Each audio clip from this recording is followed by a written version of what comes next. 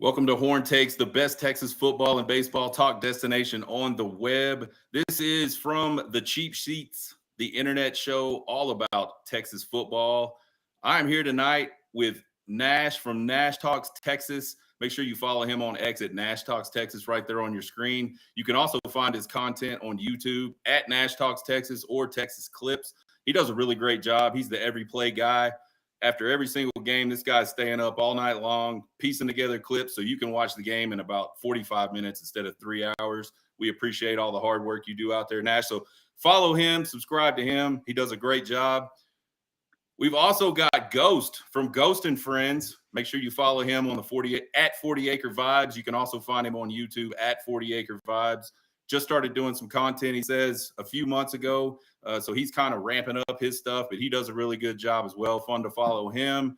I am Sean Redfearn of the Horn Takes podcast. I'm a contributor at sefunfiltered.com. You can follow me on X at Sean_Redfearn right there on your screen. You can follow the Horn Takes podcast at Horn Takes. Subscribe, get notified on the YouTube channel at Horn Takes. We're going to talk tonight about Texas football. We're well into the offseason. The portal's closed. The window to declare for the NFL draft, that's closed. How are you guys feeling about the 2025 Texas Longhorns football team as they head into spring football? Go ahead, Nash. Let her rip. Hell of an introduction, Sean. 10 out of 10 introduction, by the way. Appreciate that. Yeah. Hey, hype man, hire me. I'll hire you for a hype man any day.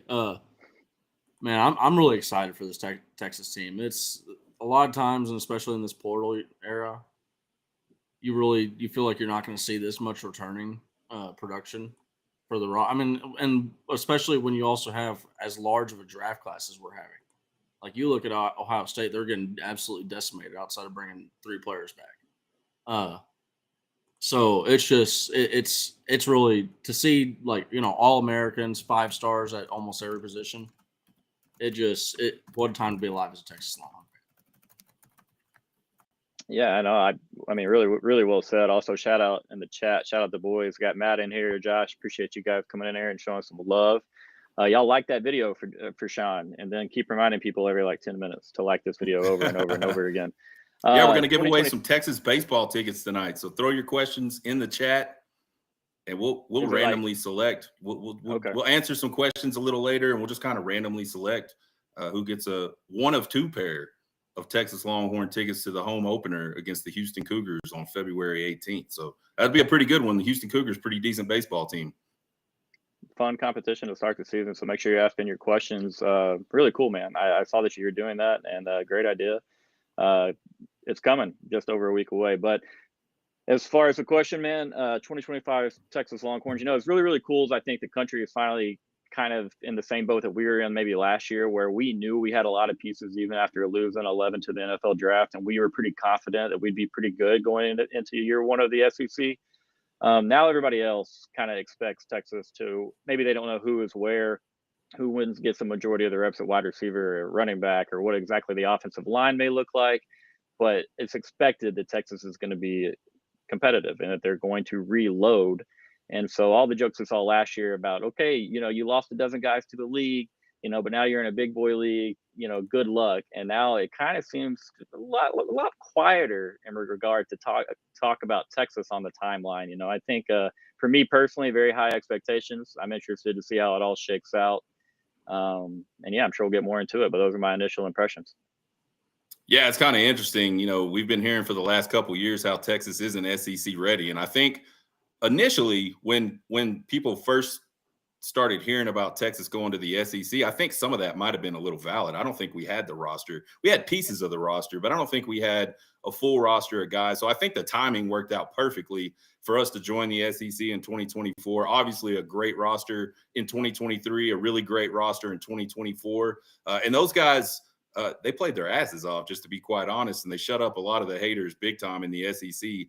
It turned from – it kind of changed from Texas is not SEC ready to, Texas just has a really weak schedule in the SEC after, we've been hearing for 10, 15 years now about the SEC grind and how tough it is and all that stuff. And I don't want to disparage the SEC too much, but you guys got to be careful what you talk about because you piss a lot of people off. And Texas showed up ready to play. Couldn't quite get it done in the SEC championship game, but certainly had a really good regular season and was really competitive in that SEC championship. I want to talk a little bit about the coaching staff because I think, it all kind of starts with the coaching staff. Having a good football team, you got to have players, but these coaches are the ones that go out, evaluate the players, recruit the players, develop the players. And this staff under Steve Sarkisian, and I know he's lost a few pieces, but he's always able to kind of replace those pieces with some really good coaches that just kind of fit the culture and fit with the team. How big of a deal was retaining Tashard Choice? I mean, he's a great recruiter, great running backs coach. I mean, I think all Longhorns kind of gasped when we woke up. Was it Sunday morning, Saturday, Monday, some morning earlier this week? We woke up and we were seeing all this stuff on Twitter about Tashard Choice is gonna interview with the Cowboys, and so it was kind of like a mini meltdown. It ended up working out in our favor. Talk to us about Tashard Choice, what he brings to the table. Tashard Choice. I mean, look, I wasn't necessarily with all the fans that were freaking out because and this is kind of the same boat that I'm in with losing Gideon. Steve Sarkisian, all he's shown is the ability to actually go out there and nail a hire. And if he hasn't nailed a hire, it's, hey, we've acknowledged that and we fixed it the next year. But also similar to this is like, I was talking to my dad about this. This is not a deal where it's like Tom Herman years where coaches are feeling like they got a target on their back and it's not a pressure thing like that. It's just an accountability thing saying, hey, we got to be a certain level of standard. And if you're not that standard, then we got to, make some discussions and have some hard talks. Tashard Choice, if he's available in college football, one of, if not the best running back coach in college football, you go ahead and you lock that thing down, right? you lock Tashard Choice down. So right. I was comfortable with, Stark's ability to go out there and replace him if we lost him, but absolutely, I'm 100% thrilled to get Tashard Choice back. Yeah, I mean, I agree with everything you said there, Nash. I've always been a football nerd, and I don't know how old I was. I know I was a teenager at some point, and I remember seeing Tashard Choice in the pregame speech that he gave for Georgia Tech before, I want to say they played Clemson, Florida State. I mean, in an ACC title game, and just the way he spoke to his teammates. He's the smallest cat out there. Great running back at Georgia Tech. Smallest guy in the locker room. And the energy, the passion, the love that he pours out, that immediately made me a fan back then. And so I'm not a big Cowboy guy. Sorry, Sean. So when he was with the boys for a little bit, I wasn't always the biggest Tashard guy. But when Texas hired Chris Tolcani, that for me was like a major eye opener. It was like, oh, this is going to get right. And when Texas hired a couple of other coaches along the line, Mike White in softball, Chris Beard in basketball, a couple other coaches that were hired, I really felt confident, I knew a change was coming. And with Tashard Choice, it was the same thing. It was a very exciting still to take him from Lincoln Riley and USC.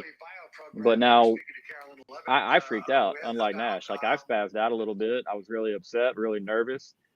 He's a type of person that anybody would be very honored to have working for them in any capacity. And so our school is very, very lucky from the person he is, the parent he is, the sibling, everything about Tashard. I mean, I envy the person that he is. Incredible guy. And so I didn't want to lose him because of that. He's irreplaceable as far as the type of person he is and what that brings. But to see him, on the Travion Henderson touchdown run at halftime in the Cotton Bowl, to see him laying face first in the artificial turf there, that's my energy. I love that. And Nash, you're kind of the same way from when we've hung out. We, heart is on the sleeve at all times, and I vibe with that. I respect that. It's fun to see. I would have hated it, if he was just up the road and rooting for or coaching for a team that I don't really pull for. But so yeah, very glad to have Tashard still in the fold, no doubt. I mean, yeah. So go ahead. Nash. To that point, I mean, yeah, it's like if you ever want to like a gauge of what the heartbeat of the team is in this particular moment of the game, just go ahead and take a peek at Tashard Choice because he's like it's all, I don't want to say he's like a tone setter because that's probably I'd say that's probably more strength and conditioning coach, but Becton. But I mean, man, he hard on the sleeve. He's an emotional dude, and that's just a hard thing to replace because it's also the other part about it is it's authentic emotion. It's not, hey, manufactured. I'm trying to, like he said, he's laying down face flat on the turf, like the man is distraught. Mm-hmm. Yeah, I mean, I think we were all a little distraught at that point, but I I didn't think, even know what happened. yeah, I was I still think celebrating.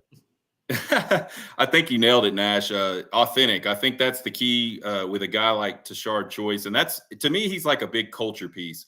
He may be great at the X's and O's and all that stuff, but I think he's more valuable as a culture piece. The players obviously love him. He loves the players. I mean, we've seen how many times have we seen he's out on a recruiting visit? He stops by the Atlanta Falcons game to go watch Bijan Robinson play a game, hang out with him, and take a picture after the game. You know, he's spending a lot of his time, and these guys don't have a lot of time to catch up with guys that he knows and he's coached and those types of things. So I think the players genuinely feel like he cares, and he does really care, obviously. So to me, it's like it's a really big culture thing. And I think that's where the blow would have been for the Texas Longhorns if Tashard Choice moved on.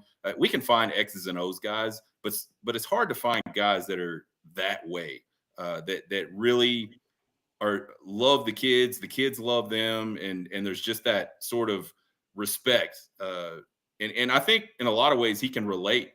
Tashard Choice, not a young guy anymore, but he's certainly not an older guy. And I think it's good for a lot of those kids to have a guy that age that really mentors them, maybe treats them like a big brother. And I think he does a really good job of that. So yeah.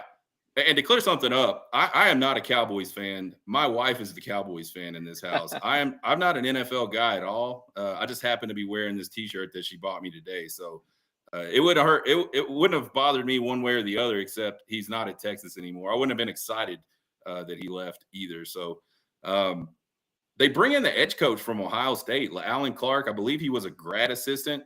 What do we make of that move? I mean, me personally, I think it's to further the development of Colin Simmons, and very much like, hey, we're going to make this monster the biggest, best monster that we physically possibly can. Now, it's not just for Colin Simmons because they're going to try to find other players that fit that mold, and I'm not saying that's going to happen. That's a once in a 5 years type of college football edge rusher. You don't see it very often.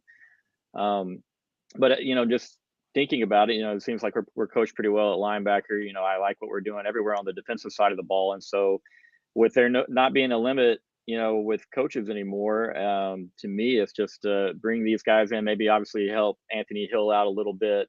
What do you guys think about it? Because I need to look a little bit more into it and what Mr. Clark has done. I mean, it's really an interesting move because PK, the edges, that's PK's thing, right?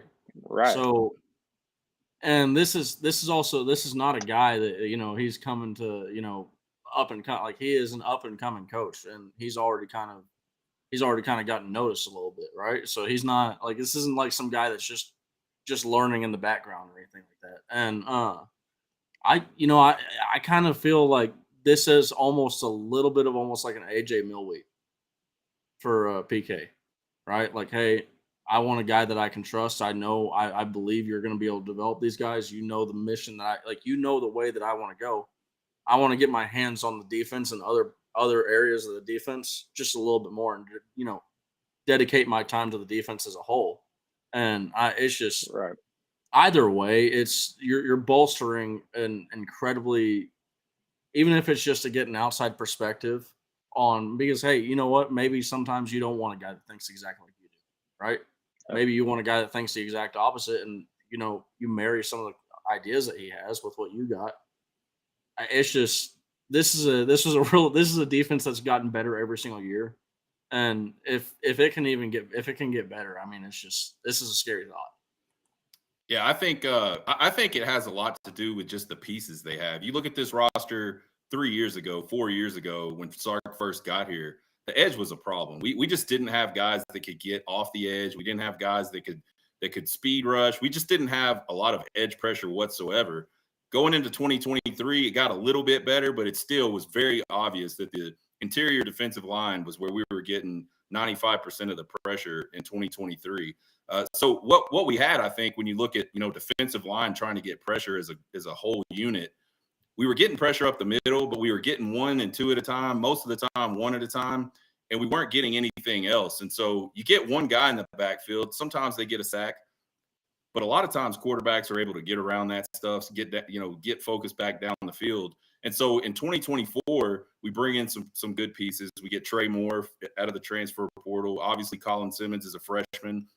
And so I think what we saw this year, I mean, we rolled up 46, 47, 48 sacks or something. I don't know the exact number, but a ton of sacks this year. I mean, they were one of the best in the country sacking the quarterback this year. And now you look at the pieces, holy crap. They just signed, according to On3, they just signed 2 of the top 10 defensive ends in the country in the 2024 class, or 2025 class, rather. So I think, to me, it is what you guys said, like getting a different perspective, getting focused, if you're PK, on the whole defense and not having to coach individuals. But I think it's also, we don't want to waste this opportunity. They've got some serious talent in that defensive end room right now. We'll talk about that a little later on. But yeah, I think that's a lot of it. I can't do 2 things at once type of deal. I gotta be able to coach this defense as a whole, and I need somebody that can come in here and work with these edge guys and make them better than I can make them, because I can't focus on just those guys. Yeah, I mean, and you look at really this next year, it's really kind of funny how it's going to work out. From this last year, like you said, we were relying on a lot of interior pressure from guys like Vernon Broughton and Alfred Collins in the pass rush. Well, now it's going to be a world where, hey, we need Trey Moore and we need Colin Simmons to be generating those pressures off the edge and getting Anthony Hill in the mix as well. And then also getting Burke and Bosick and all those other guys, right? Not going to list off the entire roster, but it's just generating pressure. That's going to be a really good room, right? And this is going to be a massive part of this Texas defense, and it kind of works hand in hand. Hey, if we generate pressure, we're forcing the ball out quicker. Defensive backs have to cover a lot less, and then also quarterbacks, they tend to make mistakes when they're under pressure. So that's when defensive backs kind of get their good statistics going.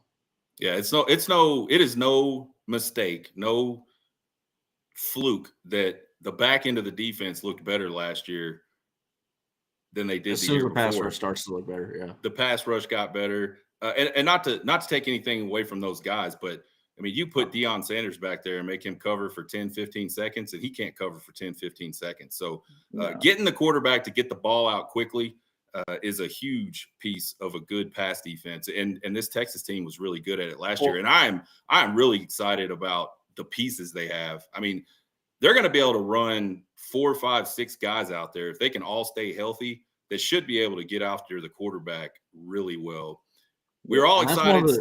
Go ahead. I was going to say that's one of the differences with this Texas team, the teams that you see under Steve Sarkisian versus the teams that you had with Tom Herman and Charlie Strong.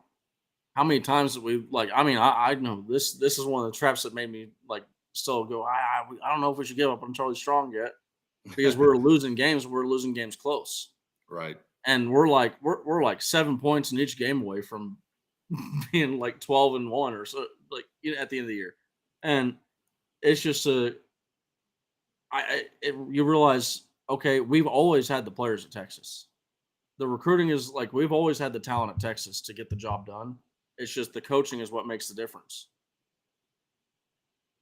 Yeah.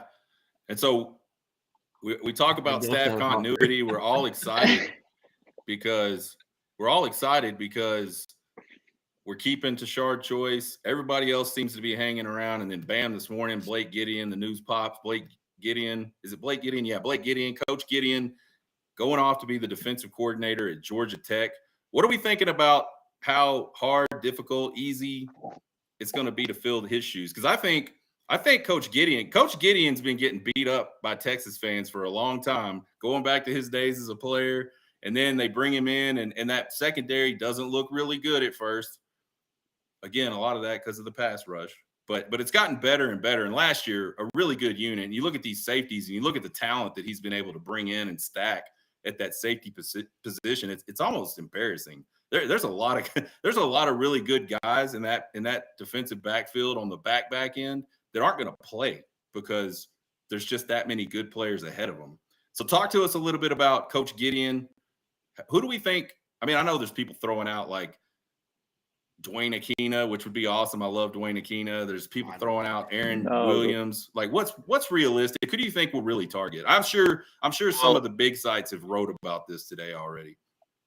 Well, I will say that I think the Blake Gideon loss is going to be an underrated loss for Texas. I think it is. It's a pretty big one, to be honest. I'm not saying, as Nash just said, Sark is crushed. Replacement hires. Fantastic job. It is sweat, burn orange for a long time. Who's been through about as dark of a moment as you can go through as a player in Austin. And I think he did a really good job of relating to the players. I think that when Gary Patterson came in, that he did a good job about teaching Blake some of his mixing and matching as far as concepts and coverages. And I'm a huge fan of the hire for Blake Gideon. I think that's fantastic for him. Great hire by Brent Key. As far as who we'll bring in, I think, for me, I would love for Mike Huff to be the right guy. If he has to be the right guy. It makes so much sense. Another guy that bled burn orange, won a national championship, defensive MVP of the Rose Bowl. Has been with the team. Been with the team. A fairy tale. It'd be perfect for us, right? Just 1 + 1 = Mike Huff. It should make sense. But if Mike was not the guy, I believe I just saw in a group chat that one of the bigger sites, I don't know which one it was, reported that they're talking to the safeties coach from Florida. That would be Chris. Chris, I missed a great chance for 1 + 1 = 7. Dang it. But yeah, so I can't remember the guy's last name in Florida, but yeah, so I don't know anything else other than that. I really do, in my opinion, I think it's a big loss with Coach Gideon. I'm very interested to see where we go. Yeah, I mean, I think that Texas is in the position now, especially Steve Sarkisian, where he can go on to other coaching staffs where, hey, there's a guy that it doesn't matter if the names, like, people might be thinking of, okay, what names are available, what names might be able to, at this point, any name's available, right? Steve, it's Texas. We're at it's Texas. Texas is up at, Texas is rolling, engine. This engine just got started, right? Sark's out here shoveling coal. he's saying, hey, this thing's not slowing down anytime soon. So feel free to hop on board, right? Right. And, yeah, I mean, I think you look at it from an opportunity perspective.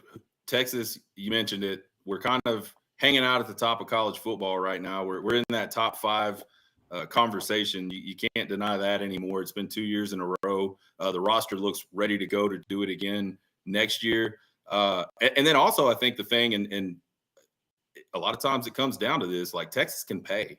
A guy may be perfectly happy at the University of Florida being the safeties coach, but Texas is going to be able to throw some more money at that and bring him over if they really want to. So I think when you look at a school like Texas, it's really hard if they, in the situation we're in right now, if they decide they want somebody, they're probably going to be able to go and get somebody. Look, so the NFL doesn't have a cap on coaches, and we just went out there and money whipped. We said, hey, Shar Choice isn't going anywhere, right?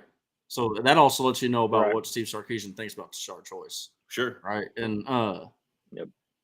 But yeah, it's just look, I mean, who wouldn't want to come to this room with this much talent and the safeties? But at the same time, I do think Blake Gideon's kind of got to be thinking, I don't have to tell 3 5-stars, hey, you're sitting this year, man. You're not, because it's like you start going down the list. Michael Taft's going to get his snaps, right? Derek Williams is going to get his snaps. McDonald's going to get his snaps. Posame is going to get snaps. It is a very crowded, and this is one of the things that made me laugh when Sooners were trying to poke at us, because Jonah Williams said, I chose Texas because of the depth and all that stuff, but like they were safety depth's not there. I don't know if y'all been paying attention, but it's there. And then as soon as Hicks reclassifies, the room gets even more crowded. It's a fun time to be alive as a Texas going to fan. play.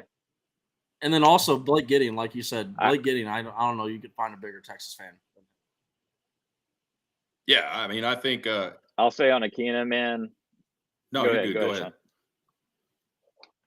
I was just to say on Akina, man, if I think if I remember correctly, he was more of a little bit of a specialist at corner than he was with the safeties. Um, he is getting up there. I love the guy, but I would be pretty shocked if they did actually kick the Yeah, I tires. would be I think too. if we got Akina, it would be more for like an analyst role, like it was going to be Right. last year. Right.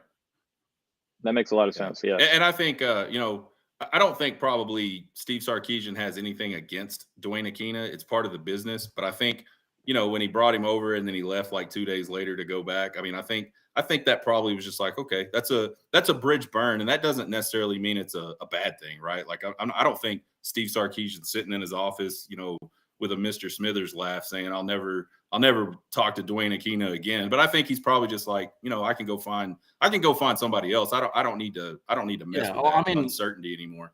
you're not gonna lose sleep over losing your analysts, and I think that was more of just it made a lot of sense to bring Dwayne Akina in, and then I think also on Dwayne Akina's front, I think it just made a lot of sense for him. Hey, I'm actually able to go and get that full DC tag at Arizona, so like Sark, hey, I'd love to be here in Austin. Like dude bleeds burnt orange, obviously, but just the opportunity Right. got presented that wasn't there 2 days ago. I think that was more just unfortunate timing. Oh yeah. Nobody should fault Coach Gideon for moving on. That's a Which big Johnny that's Nansen coming over might have had a little bit to do with that. yeah. All right, let's talk some players now. Let's start with the big humans. Y'all know I love the big humans. I'm a big human myself. I like to talk up those big humans because I don't feel like they get enough love. This is the third offseason in a row that Texas is going into the offseason and all their starting interior defensive linemen are gone. We've seen this 3 off seasons in a row. The 2 prior years, both sets got drafted in the NFL draft. It looks to me like these guys are going to get drafted in the NFL draft. We lose Aaron Bryant. We lose Sadir Mitchell to the portal. As soon as portal season happens and we know these guys are leaving for the draft, all of a sudden you look up and there's not a lot of defensive tackles. There's not a lot of big humans on the roster at that time. I think obviously depth is a concern. So then we go out, we add Cole Brevard from Purdue, Travis Shaw from North Carolina. The late addition is Hero Kanu at Ohio State, rather. And then I think you look a little deeper than that. You got Alex January, who got a lot of play this year. And honestly, I was really surprised, not like because I don't think he has ability, but I was really surprised to look up in the Cotton Bowl and see Alex January taking snaps in the second quarter of a semifinal game in the college football playoffs. I was like, wow, And for he playing must have well. And it was not just like the amount of snaps. Like I think he played like 6 snaps, but it was the times that he was on the field. Like I had the exact same thought. I'm sitting right there next to Cord, and I'm like, hey man, holy shit, who's 90? I'm having to go through and forget. Like I'm like 97. That ain't 95 or 45, right? Like you don't get used seeing 7 at the defense tackle position. Okay, that's not Norton. That's not Lowell, right? Who the hell's out there, right? Right. You go, oh, January. Okay, well, January, and then you see Vosick out there, and you're like, okay, these dudes must be doing something right. Exactly. Right? There has to be some level of, hey, these guys are getting it to be out there on a key third down. Absolutely. And then January. Go ahead. I would say I know for a fact he works as hard as anybody in the program. So, coaches obviously, if an outsider like me can know that, then obviously the coach should see that, and it's great to see them reward the guy in big moments, and it does obviously make you feel a little bit better about what we have returning in that room for 2025. Yeah, I mean, I think I've heard, going back to his days at Duncanville, that Alex January was one of the most under sort of appreciated guys on that whole Duncanville team. Like they said he did yeoman's work out there. But, you got a guy like Colin Simmons lining up and just all the offensive firepower that team has had. The big man, that's why I like to talk them up because they never get any love. So, and then I think you got a guy like Melvin Hills, didn't play as a freshman, but he was a highly recruited guy out of high school. And then you look at this incoming freshman class, Myron Charles, a lot of people are really big on him. And then the gem, Justice Terry out of Georgia. So all of a sudden with the sort of depth they got in the portal and those younger guys, you kind of got a rotation. You could probably, I think they're going to find 5-6 guys like they want to have that they can rotate in and out at defensive tackle that can fill that void left behind by Alfred Collins, left behind by Vernon Broughton, just like we've done the last 2 off seasons. So, but I'm curious, who do you guys think? There's a lot of names there. Who do you guys think are the 2 guys that kind of step up and lead the charge at the interior defensive line position this year? I got a feeling like January. Former Longhorn legacy guy, right? Like Cord, it's just the guy works really, really hard. It clearly means a different level to him, right? This is probably a kid that grew up like, hey, the second I get an offer from Texas, that's where I'm going, right? And I think that he's going to end up being one of those guys. And then also, I think that the more I look at it, Cole Brever, we got really lucky with this dude, right? He came out of high school in 2020, and the year where the recruiting camps were shut down. High school football was shortened to half or quarter seasons, and he's this kind of 250 ranked recruiting, like he's in the top 150 recruits, right? But he's kind of lower level, and you also look at Travis Shaw. He was a really talented recruit out of high school. Actually, they're both recruited to Penn State, I believe. So Brever, to have Penn State knocking on your door, and then like you just look at the list of teams that are going for these guys. It's these 2 transfers. These were really talented transfers at one point, and who, like I said before earlier with the Charlie Strong and Tom Herman, maybe it's just good coaching away. Maybe they just get the right coaching that they need. And I mean, in Cole Brever's case, I think he's been doing pretty good. I think if you were to look at him, he's like 12th in the SEC among SEC defense tackles or something like that, or grade wise. Don't quote me on that, but he's not a slouch. He would have been one of my 2 as well. I'm actually a big fan of that addition. Oddly enough, Purdue's been really bad, but they seem to be putting out pretty decent defensive line prospects right now. Couple that with the fact that Nash, like you mentioned, Travis Shaw, another guy that contract year, prove it year, go get that money like the guys that have been in this room before you have done, that were also maybe kind of not, I won't say underrated, but a little bit underproven, and had a lot to show in that last year. And obviously we go back to Byron Nelson to Andre Sweat, and then you look at Alfred and Vernon Broughton, and just everybody that's contributed, and everybody that's made a big increase and a big jump. And so I fully expect, and that's what part of what we talked about in the very beginning, man. It didn't have that confidence a couple of years ago that like each room, even though we lost a guy or 2, that it would be okay. We lost, after the 2021 season, if you would have said, hey, we don't have an Xavier Worthy at wide receiver anymore, I'd have been like, do we ever catch another pass ever out there? Because like it just felt like he got 75% of the targets, caught all the balls. I know we had, no disrespect to Casey Kane and a couple others that we had, but I think that those 2 make a big jump. And I'm going to tell you right now, Justice Terry is going to get a lot of run. And I think by season's end, he's out there for probably about a third of the snaps. He is going to be he's not your typical freshman defensive tackle. I think obviously they give him the 5-star plus. Very excited to watch that guy and the motor that he has, and just watch him get after it. A lot of people are really high on Myron Charles too. I mean, he's a guy that people say could step right in and have an impact immediately as a true freshman. Maybe not a starter, but can come out and give you good reps, spell the other guys and things like that. So what were you saying, Nash? I was going to say, I mean, you can go and just look at something as simple as Justice Terry when he was asked, hey, why'd you pick Texas over Georgia? And he said the money is better, all right? Well, Texas is not dropping a big bag on a guy like Justice Terry to have him just sit on the sideline and watching football games. Right. They obviously think that he can go out there and he can play football and have some level of production for them. Yeah. And I think, as you look long-term at a program and building a program, if you're a defensive tackle out there and you're a recruit, you got to look pretty hard at Texas, because they're about to put their 3rd set of starters in the NFL. And these are guys that have been around. Vernon Broughton, been around. Alfred Collins been around a real long time. And Alfred Collins is one of those guys that obviously just physically gifted. From the second he stepped on campus, everybody looked at Alfred Collins and was like, Jesus, this is a monster guy right here. And it just took him a while for the light to come on. It came on a little bit in 2023 in spurts, but this year, man, I don't even know the guy. I've never talked to him. I don't know anybody in this guy's family, but I don't know if I could ever be more proud of a guy that I don't even know that I am of Alfred Collins, just the effort he put in this year and really all his time here at Texas to be a part of the development process. Everybody talks about, oh, the coaches got to develop people, and they do, but the players have to buy into all that, and they have to do their part as well. And it's clear that guy did. So kudos to him. So, yeah, if you're a defensive tackle recruit out there, I think you got to be looking at that burnt orange. Let's flip it over to the offensive side. We're losing 4 starters, and you say that out loud, and that sounds really bad.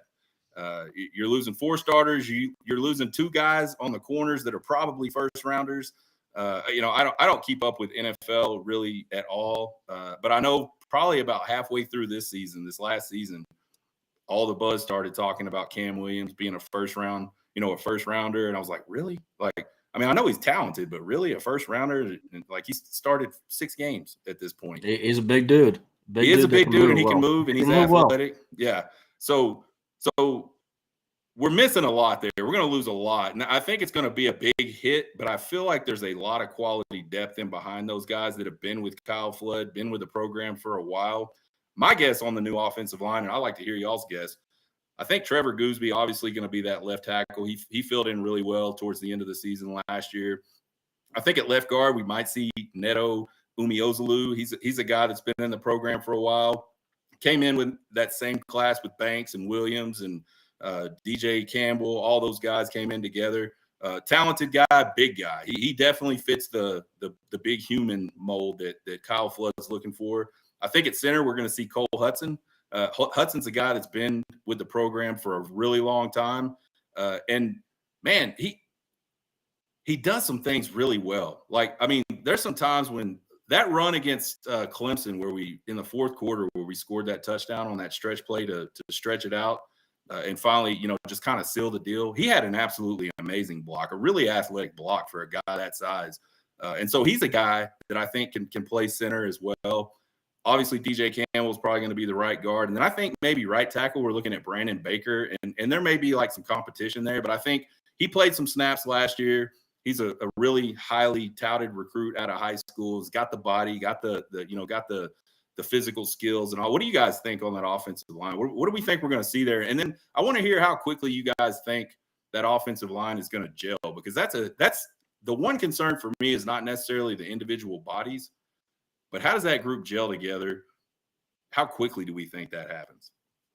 I think really you're going to – I'm not really too worried about them having to gel together or anything like that, because this is one of the kind of interesting things about this is they've already had a lot of continuity with each other. Most of these guys they're going to be – these 4 guys that are coming in to replace, they've either had an entire season practicing with the guys that they're lining up to next – on the second line, second string depth chart, or they've had 2 to 3 years. So there's a lot of familiarity, how to communicate with each other, right? Tendencies. What does this guy do? What does that guy do? Right? What's NATO going to do on a certain play? The one name that I'm like, okay, I'm gonna listen to the offensive lineman because they're the guys that know more than anything. Hayden Connor told us, so he was saying, hey, watch out for Nate Kibble. Really? Nate Kibble's a name that I think people need to start paying attention to. He's apparently been a dog out there in practice, and I name Kibble. I love that. But yeah, I agree with Cole Hudson. That's one of my favorite players. He is just no gloves, tape on the fingers, mullet, curled mullet in the back. He's out there. He's out there to be mean. Right? He's got one. He's got one reason why he's playing offensive line, and when he's on, he's on. I think you nailed it, Sean. As far as your predicted starting offensive line, depending on what happens with Brandon Baker at right tackle, it's going to be a big spring for him, man. I'm going to have a lot of attention on him and how he's doing. Need him to live up to that billing, man, because if he does, I like what we're going to have on the left side with Goolsby. And I'm a big Cole Hudson fan, huge fan. All that he's done for the program, he's started, he's went back and he's waited his turn, but kept busting his tail. And so just like Nash just said, there's been a lot of continuity along that offensive line just with practice reps. I know that's not game reps, but when you look at some of the ass beatings that Texas gave out in the Big 12 in 2023 in a few of those games, they were out there together. And then in 2024 again, they're out there together. Like, guess who their quarterback was most of the time? was Arch Manning. And so I try to be the negative. Nash knows me. I'm going to try to talk myself into negativity first, just so that I can cope inside a little easier, hedge my emotions. I'll try to talk myself into, hey, can we actually struggle on the? And I'm be honest, man, it's really hard to see. I think it will take a little bit of time to see the cohesiveness, to really see them gel together. But I think with the skill talent we have, and then 16 at quarterback, I think that they can hide some of those deficiencies until they really, really get going. And I will say, our offensive lines the last couple of years under Sark and Flood, they kind of got hotter and ran the ball better later as the years gone on. And so I wouldn't be surprised to see that at all out of that unit in 2025. Yeah, I think you said something about the running game, and I think that's one of my big sort of questions as we head into 2025 is what do we do with the running game? Because I felt like all throughout 2024, it was just real random. There were games where we were doing it pretty well, and then we just kind of stopped doing it at all. And then there were games where we did some really weird stuff schematically. I got a video up on YouTube from the Cotton Bowl, and there's a couple plays that are just, I don't even know what we were trying to do as an ex-offensive lineman. And this was a million years ago, but I don't know what we were trying to do. I don't know how we got in the shape we got in. So I'm wondering if we're going to see some kind of like revamp of the running game. I think what Coach Flood and Steve Sarkisian and Tashard Choice need to do this offseason is sit down and find an identity. They need to decide what they want to do, because I don't think you can abandon certain plays. Like, we don't want to abandon the stretch game altogether, but you got to find something and say, this is what we do. And I don't feel like in 2024, anybody could watch this team play and go, this is what they do when they run the ball. Because it was just different every week. And sometimes it was different inside of games with different running backs in the game. And so I think that it's challenging as an offensive lineman to be good at anything if you're trying to do a bunch of different things. So to me, it's kind of like one of those keep it simple, stupid moments. Let's just run some old-fashioned stuff and let these big guys eat, and let these running backs get up the field instead of all this sideways stuff looking for holes. And I get it. We got fast backs. They're not big. We don't have a ton of big backs outside of CJ Baxter. We do have some, and I want to talk about the running backs. That's why I'm kind of bringing that up. You look at a guy like Jarrett Gibson. He's big on the lower half for sure, has pretty good lean, but still he's not finishing runs. He's not like – he still has a chance. There's a chance he's going to go backwards. And then you got Trey Wisner, who's a damn dog, but he's just what he is. He's a 195, 200-pound guy. And so he's running up against, if he gets to the secondary, he's running up against defensive backs now that are 205, 210, 215. So it's just, there's a physics thing to all this. And so as I look at this running back room, Jaden Blue's off to the draft. We got Wisner. We got Jarrett Gibson. I'm kind of concerned about CJ Baxter and Christian Clark, about how they can come back from those injuries that they suffered in fall camp last year. And Achilles is no joke for a running back. A knee is not a great thing for a running back. It doesn't have to be bad. Like, a lot of people do come back from that. Talk about the running back room, and do you have any concerns? Do you have any concerns about the running game? What does that look like for you? I think that what we saw in 2024 with the running backs was a perfect storm of shit. And what I mean by this is, like, I'm not saying they were bad, right? But when we were left with Gibson as our only real power running back, and he starts fumbling the ball, this coaching staff clearly is a staff that, I mean, how many times have you heard Steve Sarkisian? He's a Pete Carroll disciple, right? It's all about the ball, right? You take care of the football. That's number one. And when you got Jaden Blue and Jarrett Gibson fumbling the football, it's hard to get the trust, right? It's hard to have that trust that, hey, are they going to cough this ball up? And I think this is one of the things where, man, if we had, like, I mean, you're not going to find a bigger Jaden Blue fan than I am. But if we had just more consistency out of Jaden Blue, I think maybe in a game like Ohio State, where Jaden Blue, he was averaging 8.6 yards per touch in the game, and he's the only guy that had a touchdown versus that defense. I think maybe he has a chance to have more of an effect, and maybe we have a different result in that game. But I think especially when you rely on, okay, now we can't really get the power, right? Now we need Jaden Blue. We need a guy with speed, because, like you said, Trey Wisner, he's a damn dog, right? Like I'm not going to question anything about it, especially after the A&M game. What he did, like he carried a load that he probably should have never been asked to. And it's just he's not the guy that's going to blow you with speed. He's not the guy that's going to blow you with power. But he's just going to be the guy that's going to outwork everybody, right? He's going to work. He's going to go back to the huddle. He's going to keep on going back to it. And the more I look at it, I mean, you look at like we were last in the SEC in power successes last year, and it's gone down. I mean, we were 3.49 yards per on offensive on line yards, which is trying to remove running back yardage. Mm-hmm. In 2021, that went down to 3.30 the next year in 2022, then 2023, 3.26 or something like that, and then now it dropped down to like in the low threes, high twos. So it's one of these things where you want to see more success out of the running game because this is I think, in my opinion, I don't think it's a question about to Steve Sarkisian about where the identity about this football team is. He knows, hey, we are going to run the ball, and everything is going to be built off the run game. The success in our passing game is going to be built off of having success in the run game and causing linebackers and safeties to crash and say, hey, we got to sell out here.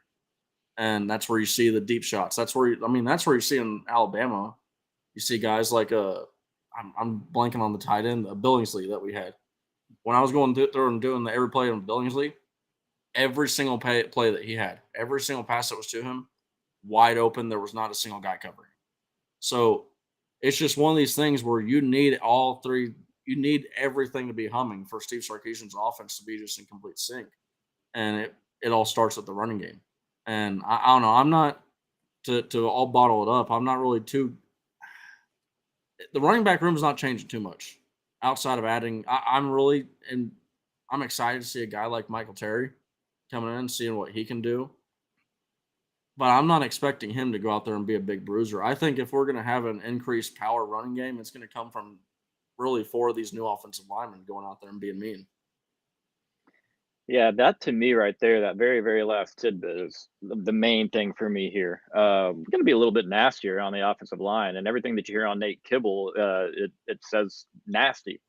And so if he's on the field, I'd expect Texas maybe be 60-40 run. He's going to get reps from the way people are talking early on, but getting way ahead of myself.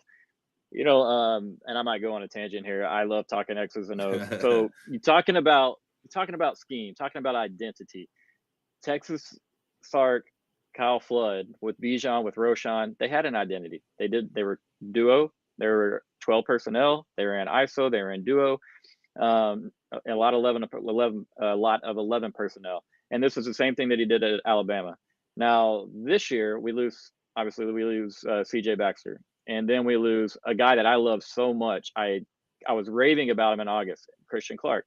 And now I had Eric Naleen of Inside Texas come on, and I was like, hey, what are you hearing about the run game? Because I am just like freaking out mentally right now. I don't see how we're going to get the tough yards, the hard yards.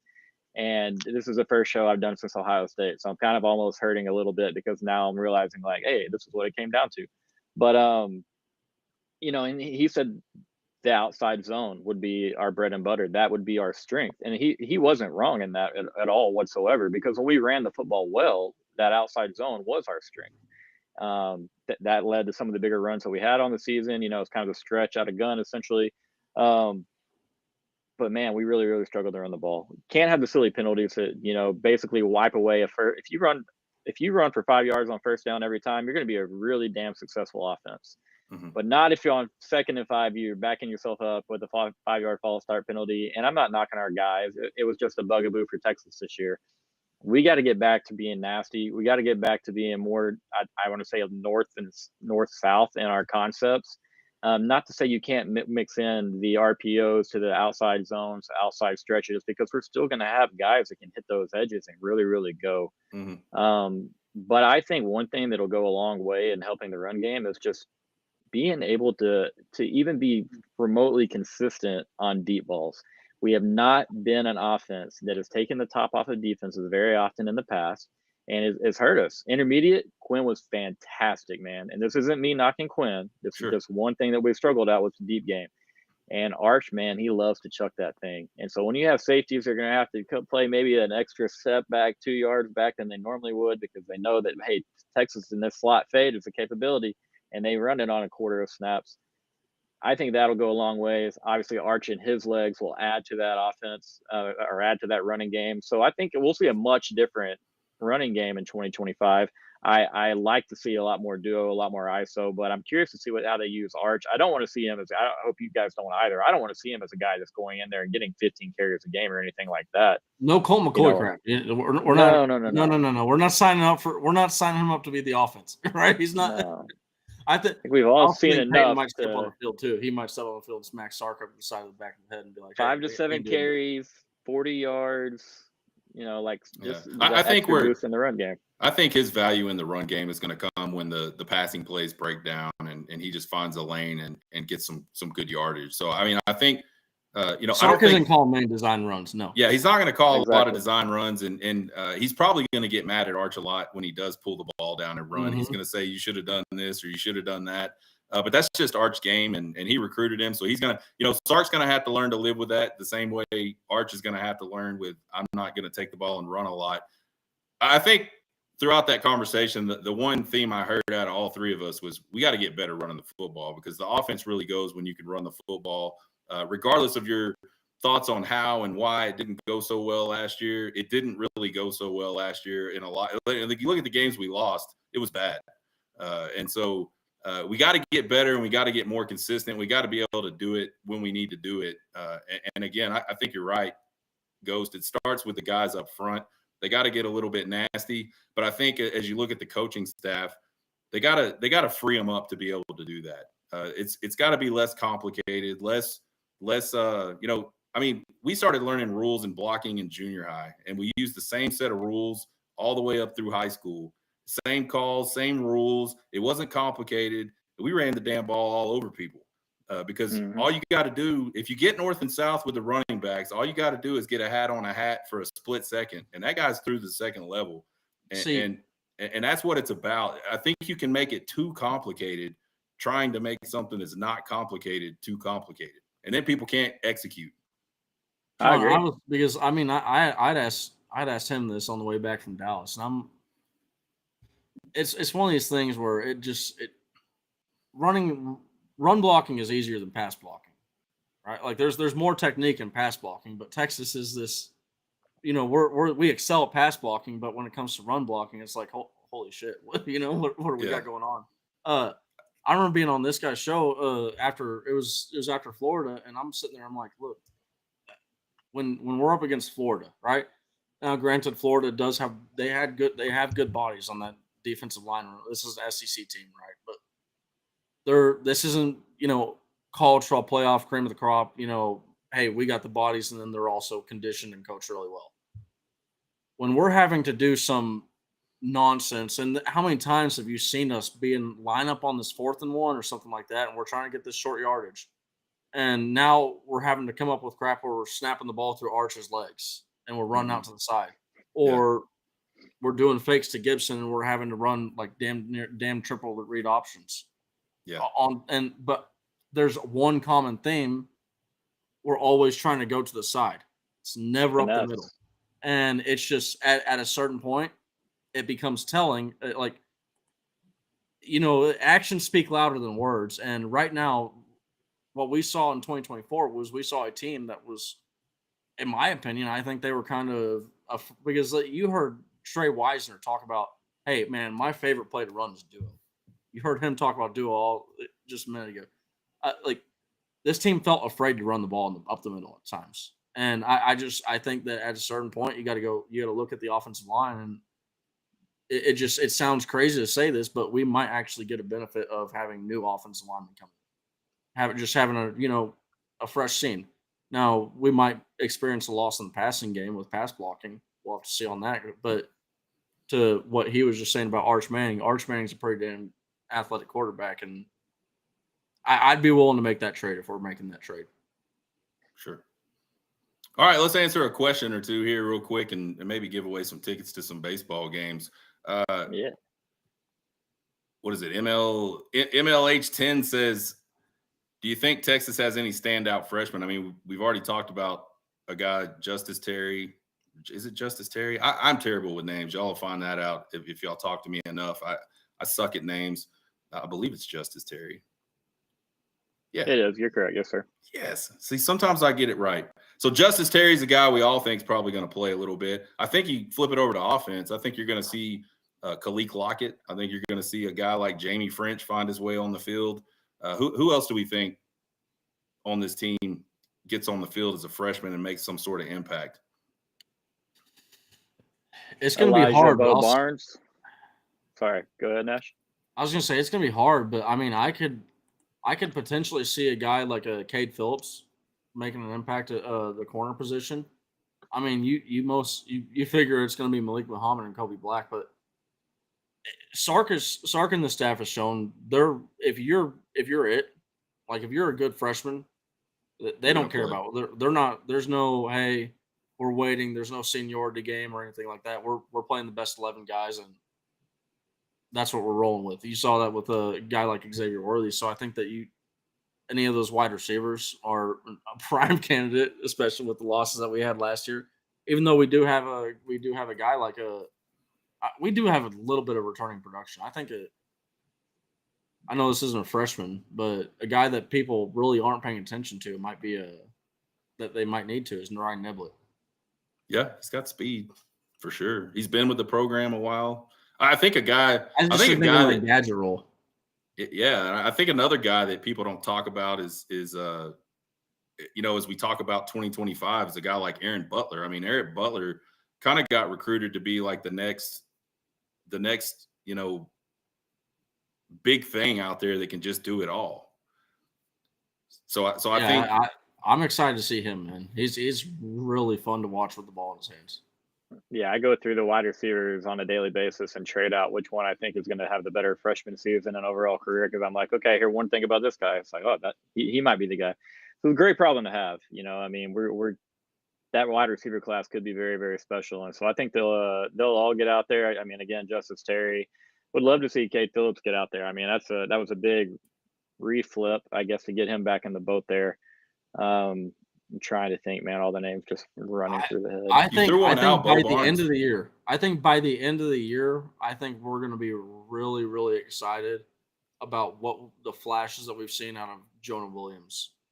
Because I think that a guy like Jonah Williams, that we talked about how loaded that room is, 5 stars all over the place.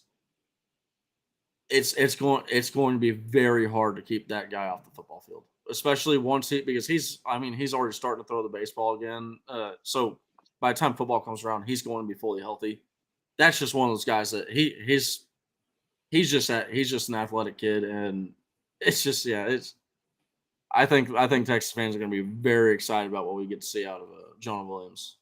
Also got my neighbor 30 minutes down the road, Mr. Michael Terry. Very excited to see him play ball.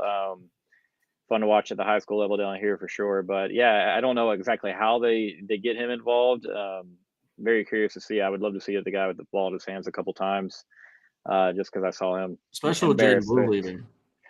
Right, and that's where you brought up Ryan Niblett. I think that's a great name to bring up there because you've kind of got that scat back, that gadget role player. A la DJ Monroe, Ramonce Taylor, like some, not saying he's exactly those guys, but some of the same abilities and skill sets. So those guys, to me, when I was calling plays at the high school level, like I was looking for that player. Like that is who I want. I wanted that guy running slot fades. I wanted that guy running drags. I wanted him carrying the ball out of the backfield. So, I mean, we've talked about all the weapons on both sides of the ball for Texas offensively and defensively. And going back to what Sean said much earlier in the show, man, when we came into the SEC, this team was not SEC ready from a roster standpoint. Nowhere close to it, in my opinion. When the move was announced, that that Texas would be going to the SEC, and the ability that Sark has shown to flip a roster in such a short amount of time and turn it into a championship contender. I mean, they were the second best team in America this year. I feel comfortable saying that. The team that was every bit as good as anyone. It's crazy impressive. And so we talked about a lot of guys, but I will not be ruling out another big move. Maybe it won't be big on a national perspective, but hey, it could just fit one more team need that we're all maybe a little bit worried about. there in that spring portal. I know Texas will take another player or two. I'm just curious to see where it's at. See, Yeah, I think they I- look at running back a little bit. I mean, I think, I think if you're Sark, you obviously want CJ Baxter to come back. You want Christian Clark to come back. I just don't know that you can count on that. I think you got to get some more guys in here to compete, and hopefully those guys do come back and everything's fine. But if they don't, I think you got to have more guys in the fold, in the stable to really have a good run at it from a running back perspective in 2025. I mean, I also think that you got to look at. I think a lot of football teams have just watched what happened with Jonathan Brooks come back from injury at running back, and it's going to be a deal where if you got a really good running back, you don't want to push it. Yeah, You just don't want to push it, right? yeah. You don't want to push your luck. But I think honestly, as well as Coach Sark is on being coached into answering this the right way, there's absolutely zero way that we hired Steve Sarkisian not knowing that we were going into the SEC. We 100%. I will go to my grave thinking that Texas 100% hired Sark because they were like, hey, you know what? We gotta start getting an SEC coach. We gotta get an SEC football team. We got to get SEC ready because, like you said, we weren't, and Texas has clearly showed up ready for the SEC. Yeah. Well, let's do one more question. MLH 10 is going to win a pair of tickets, obviously. So MLH 10, if you're still hanging around, I'll drop the email in the chat, my email in the chat before we're done. Just shoot me an email. We'll get those tickets to you. The spring game kind of been a thing. You know, Matt Rule says what he says on the podium. We're thinking about not doing the spring game, and then it might have been that same day, that afternoon, or maybe the next day. Steve Sarkisian says we're looking at maybe a new format where we don't have a spring game. Let's talk about that because I know I'm a spring game guy, but it's not necessarily because of the spring game. It's a scrimmage, right? You know, we know it's going to be vanilla. We know we're not going to see everything, but it is a cool opportunity to see some of the younger guys. A lot of those guys. I mean, I can't remember the kid's name last year, Melton or something Melton, the kid that caught a bunch of touchdown passes last year that I didn't even know was on the roster. Good opportunity for those guys. Thatcher Milton. Yeah, that's it. I was close. It was an M. See, I'm not as terrible with names. Hey, you were one letter off. You were one letter off. I wasn't too far off at all. Technically a vowel still, too. Yeah, I mean, exactly. So talk to us about this spring game. I know, Ghost, I know you posted something, and I intentionally didn't read it because I wanted to hear it right off the bat. I saw you start talking about spring game. I said, I'm not reading that. I want to hear it from the horse's mouth. What are your thoughts on the spring game? What should we be doing there? I mean, I feel very similar to you, Sean. I need the vibes of spring football. I need a get-together at DKR. I need some type of a shindig, if you will. But I don't care about seeing the scrimmage anymore, man. I really don't. I'm not going to lie to you. After Isaiah Nayor tore his ACL, you know, every single play that's ran, I'm going to have nothing but just anxiety during the spring games. I'm always going to go, and I'm just going to sit there and not have any fun. But I think it'd be a great time for interactions. I mean, they've done such a good job of bringing in the fans and improving that fan experience at DKR. I think they could elevate that a little bit more right here in the spring. Have some big get together. Me and Nash were texting about this as I posted that. So I was just stealing all of Nash's ideas. But we talked about Arch catching a pass or throwing a pass to some kiddos, you know, which of course immediately after I posted that, somebody's like, well, what happens when a kid steps on Arch's ankle? And I'm like, okay, we're already speaking terrible. Kids are lined up 10 yards away. Okay. He's doing easy flat passes. Run a slant, buddy. Catch the ball, go to the back of the line. Don't go 20 yards with it. Have him in a bubble. I don't care. Bubble boy Arch. But no, just a big get together, man. Food, drinks, music, football, barbecue, all the things. Autographs, shake a coach's hand, because there's going to be some guys like us that probably want to get in there and say what's up, but make it for the kids, but then for the adults that feel the need to get in there and get their money's worth, or not money's worth, but have a good time. Yeah. And so all the things that go on at the spring game, love it all. I'm to the point where I'm with Matt Rule. I don't want we are a hella talented roster right now, top to bottom, as talented of a roster as we've ever had in Austin. And I don't need other coaches watching anybody and having any, underlying dreams of I'm going to tamper with this guy or this guy. I don't care. Even if it affected one player, spring game's not worth it, in my humble opinion. Yeah, I mean, I agree with all of that up until the last sentence because I don't think this matters worth a shit as far as keeping players on the team. I think that if there's a player that is even close to being able to be pulled away from Texas, other coaches already have their film. I mean, I'm not gonna not Right. name drop a names account, but like I mean, I've gotten players practice film from somebody on some random account on Twitter. So I'm like, look, if this dude's got it right, other coaches do. Right. So it's just a matter of like these kids, they're gonna if they feel that they're not getting their worth and they're not getting their run and they feel that they are being overlooked or they deserve more, they're gonna take their practice film and they're gonna say, hey, coaches, look at me versus the ones. Yeah. Look at me sacking Arch Manning. Look at me, right? Like, and that stuff's gonna get out there. So I don't But think as far as realistically, like, you could just DM Connor Stallions because he has everyone's practice footage, and then Yeah. everybody's Yeah. like, "Oh, you need to be scouted. You feel underlooked." But but I, yeah, I get your point, man. I I I think the really do. tampering it's gonna be limited. But yeah, I agree. This is a celebration of Texas football, right? Let's not hide from what this is. This was nobody was ever going there expecting to see a great football game, right? It's like the alumni game for baseball. Right. Nobody gives a shit about that. We don't care who wins the game. Like orange versus white, we don't care. All we care about is getting to see the players. It's like that little dose of crack that you get. Right. You've been waiting all off season. You're just gonna get a little bit more. But it's just a matter of here. Hold on, let me fix that. No, you're good. But it's just a matter of look. Let's just get some events going for the fans, right? Let's get something going to connect these fans to the players, and let's just celebrate Texas football for what it is. And I think that CDC is probably going to do this because it's hard to like with all the events that we've had added on to spring games. Like if you've been to spring games before, with under Steve Sarkisian specifically CDC, it's just the events, the what they do with connecting fans to the football players. It's a completely different level of access that we get, and then also you've seen it with the baseball fans. Uh, it's an amazing environment to take your kids down to, and I just hope we don't lose that aspect because I mean I remember one of my favorite memories was as a Texas Longhorn fan, and this is one of the memories that probably made me become such a diehard Longhorn. Is I got to meet Roy Williams. Now that Roy Williams signed football helmet, I ran around with that thing so much, and my dad screamed at me saying, "Hey, you're wearing the damn signature off," and signature no longer exists. But It's all that right. You got a cool memory. story. Hey, Yeah. no, yeah. I mean, but that memory, the memory of that means more to me than the actual signature does, and that's also kind of one of the things too. I know people like they like the signatures. They ask which one I like the best or I like the most. Which one? The signatures that I like the most are the ones that I've gotten in person. I've had a face to face interaction.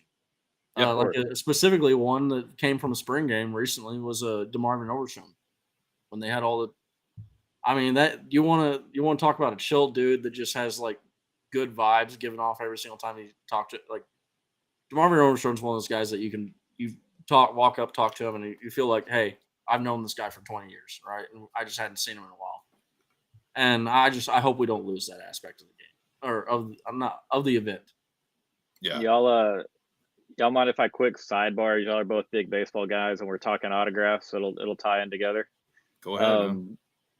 So I very much agree with what you said, Nash. It's a lot cooler to go out and get the autograph, in my opinion. The 2000 Texas team, Matt Trissel from Teague, Texas, where I'm from, was on that team, and he took a hat of mine and brought it back. Had like 60 signatures on it. I was like, oh, that's so cool. But I was like, for one, I can't read half of these, and for two, because I was a child. But I was like, for two, I was like, it didn't have the same feeling. So I'd been going to I'm a Ranger guy. And so I'd been going to the ballpark in Arlington since I was like 7 or 8 years old, and I had a baseball that I would get only Rangers autographs on, and then I had another baseball where I was going to go pick out a player or two from the opposition, their best player, all star, whatever it may be, and try to get it on that. And the very first autograph that I got on that ball was Greg Maddox, and then I Nice. had the same series. It was the Astros Braves, the same series. I get Danny Nagel, and then I get Cliff Floyd. Well, then I get Ichiro Suzuki. And so I've got like 17, 18 of these all stars, a couple guys that will end up being Hall of Famers. And I'm just like, I take it with me to every Ranger game, carried it in my glove. And I don't know how one day, but it doesn't make it home with me. And so that ball that I'd spent like 5 or 6 years getting just a particular few guys autographs on, because they're like kind of my baseball heroes, my non-Ranger heroes at least.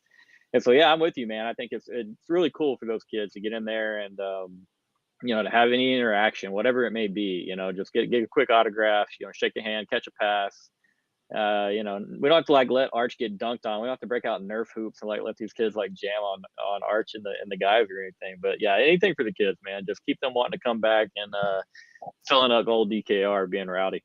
Yeah, Ghost. I definitely feel like somebody opened your glove on accident. Oh my God, there's a lot of good. There's a tear right here, man. I love Ichiro. Right? And by the way, another little quick sidebar, really quick. Whoever said no, Ichiro doesn't need to be in the Hall of Fame on his first ballot, remove that vote. We don't acknowledge that person. Like that person doesn't need any influence on baseball's Hall of Fame, because Ichiro is as easy as the first ballot as you could ever get.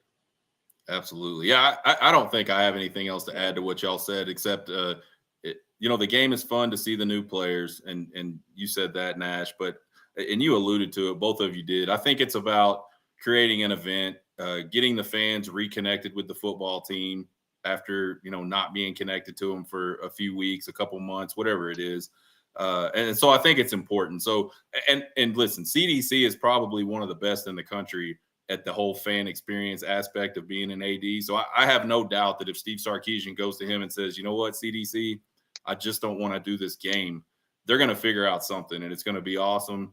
And there'll be a lot of people there. And so, I'm excited about that. I hope they do it during one of the baseball weekends that I'm actually going to be coming down.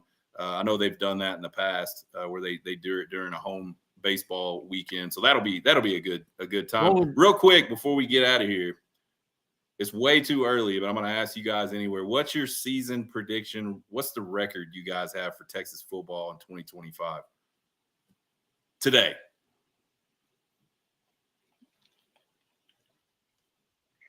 And I've already told, like I said earlier, I try to find my way into talking into maybe a less optimistic prediction than most, but I'm confident. I'm really confident about going into Columbus early in the year with them replacing both coordinators, quarterback, tailbacks. Jeremiah Smith is still a dog, but I don't know how many starters they lose off that defense, but I want to say it's 6 or 7. And so that's a great springboard into what could be a really, really special season.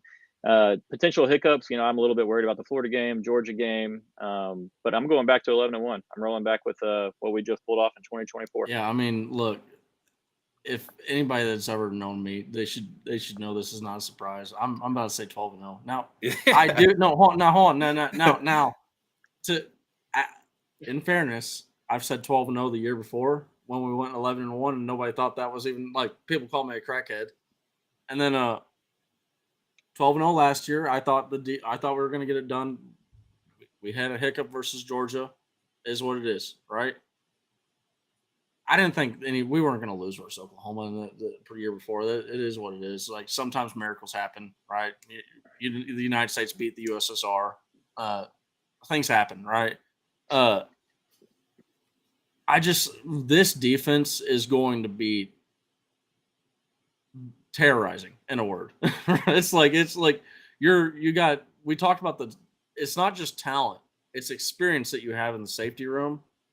You also got Malik Muhammad. I know, look, the cornerback and offensive line, those are two of the what have you done for me lately positions that you'll ever find. And Malik Muhammad getting torn apart by some Texas fans on Twitter after giving up 120 yards or even 43 yards versus a 42-yard catch versus Arizona State, which it's a toss-back pass, right? Like, as much as I don't agree with underthrown, as much as I don't agree yards. with him, pointing to somebody in the play, I think he probably has a point on the play should have been probably dealt with long before it ever got to a point where hey, they can actually conceivably pass this ball against us and get a score on Manny. But you're looking at a guy that outside of Clemson game, he's never allowed over 43 yards in a single game receiving. So this is a very good cornerback that we got coming back. Kobe Black, if anybody pay attention to him, there should be a ton of excitement in that guy. It's just this is going to be a very, very nasty defense, and I think when you see these linebackers, you got a Leon Lafau in year 3, you got Anthony Hill in year 3, you got Colin Simmons in year 2. Like these are some names that start to become, oh crap, these guys might be monsters. Like people might be talking about these guys as legit NFL impact guys in 2 to 3, as little as 2 to 3 years. So look, I know people are going to call me a crackhead for all the 12-0, right? But this is an offense. This is an offense and defense that might get better. And if Texas does get better, that's a really scary thought to some other teams. Yeah, I definitely think the defense is going to be better. Just the talent. I don't think. I mean, you can go back to those late 2000 teams, and there were some pretty good defensive teams, pretty good defensive players. But I don't know that. I don't know that we've ever had as much talent on a defense as we're going to have going into 2025. It's certainly in the conversation year after year, right? Like it just keeps getting better and better. So I'm excited about that. After record draft pick. Yeah, I think if the offense can be as good and somehow find a way to be better, which I think it's possible. I just have to kind of press the brakes a little bit. We're losing 8 guys off that offense, so that's tough. So, but if it can find a way to be better, it's going to be a really dangerous team. I'm in the 11-1, 10-2 type range. It is the SEC. There's going to be, I think Florida is a team you mentioned. They're going to be better than they were this year. We got to go on the road to play them. I mean, we saw it a lot this year in the SEC. We saw Georgia lose games they shouldn't lose. We saw Alabama just completely fall apart at the end of the football season, and they were looking like a team after that Georgia game that was gonna be the team, and that's how fickle sports is, right? But I think we're 10-2, 11-1. I think if we go 11-1, I actually think we probably drop that Ohio State game just because it's Arch's first start. There's so much on offense that we just won't know about. But then again, it would not surprise me at all to see them come in and just go crazy. So it's going to be really fun to watch this team and see, how these stories unfold. And as we look back to today and we're having this conversation, what are the things that come true? What are the things that we laugh at ourselves for going, man, I'm really worried about this. I also really do. I do really like how the schedule is set up for Texas. I mean, like it's a situation where you probably couldn't have bought 2 better buys if you had the choice to go out there and shop for them. You also look at the home games that we have. It's San Jose State, UTEP, Sam Houston, and then we got Vanderbilt later in the season. Then we have Arkansas and Texas A&M. You got your 2 rivals coming in at home at the very end of the year. After going on the road to Georgia, we get a break going on the road before we go on to Georgia, right? We play at Mississippi State, Kentucky. It's the same schedule, just reversed from last year, outside of the non-conference games. And I really like where we get to go on the road. And then also it's hard to, at this point, when Sark has won so many games in a row on the road, it's hard to discount, hey, this is a team that they go out there, they have a mentality on the road that they're going to go out there and they're going to win. They're going to, it's like a Taft said, walk in your trap, take over your trap, right? Mm. We're going to walk in your house and this is our place, right? This is where we sleep at night, right? Y'all are gonna have nightmares when y'all see us in the stadium again. So that's just I think that Texas, the road mentality is gonna carry us. I think the best games that we have are on the road against the best opponents like Ohio State, Florida, Georgia. I really like how it's set up, and then obviously getting Texas A&M, and Arkansas at the holiday time of year inside DKR.